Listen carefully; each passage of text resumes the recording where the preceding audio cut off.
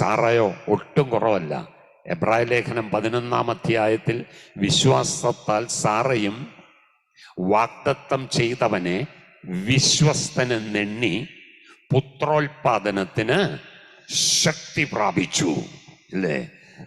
പ്രായം കഴിഞ്ഞിട്ടും ആലോചിച്ചു. വിശ്വാസത്താൽ സാറയും വാഗ്ദത്തം ചെയ്തവനെ വിശ്വസ്തനെന്ന് എണ്ണുകയാൽ. അല്ലല്ലേ? നമ്മൾ എണ്ണേണ്ടത് എന്താ? സ്തോത്രം. അത് ഒരു അക്കൗണ്ടിങ് ഒരു ഭാഷയത്, എണ്ണുക. സ്തോത്രം. നമ്മൾ ഓരോ ദിവസം ഏറ്റിട്ട് ഷെയർ മാർക്കറ്റിൽ ഇന്ന് എത്രയാണെന്നുള്ളത് നോക്കി അതെണ്ണിക്കൊണ്ടിരിക്കുക. Praise God. അതൊക്കെ നമുക്ക് ഭയങ്കര ഉത്സാഹമാണ്. Praise God.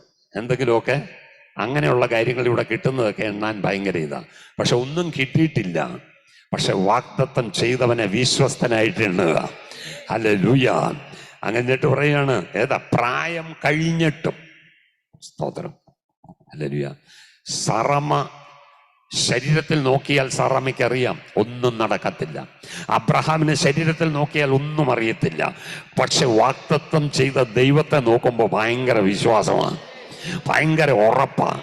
കാരണം സ്തോത്രം, ഹല്ലേലൂയ, മരിച്ച അവസ്ഥയിലുള്ള അവയവങ്ങൾക്ക് പോലും ജീവൻ തരുവാൻ മരിച്ചവരെ ജീവിപ്പിക്കുന്നവൻ, ഒരാളെ മുഴുവൻ ജീവിപ്പിക്കുക മാത്രമല്ല, ശരീരത്തിലെ നിർജീവമായ അവയവങ്ങളെ പോലും പുനർജീവിപ്പിക്കുവാൻ ശക്തിയുള്ള ഒരു നാമമുണ്ടെങ്കിൽ ഞാനും നിങ്ങളും സേവിക്കുന്ന ദൈവമല്ലേ?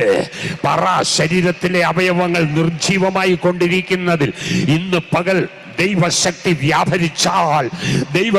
വ്യാപരിച്ചാൽ, യേശുവിന്റെ നാമത്തിന്റെ ശക്തി വ്യാപരിച്ചാൽ അവിടെ പുതുക്കം വരത്തില്ലേ, ചലനം ഉണ്ടാകത്തില്ലേ, പ്രവർത്തനം നോർമൽ ആകത്തില്ലേ?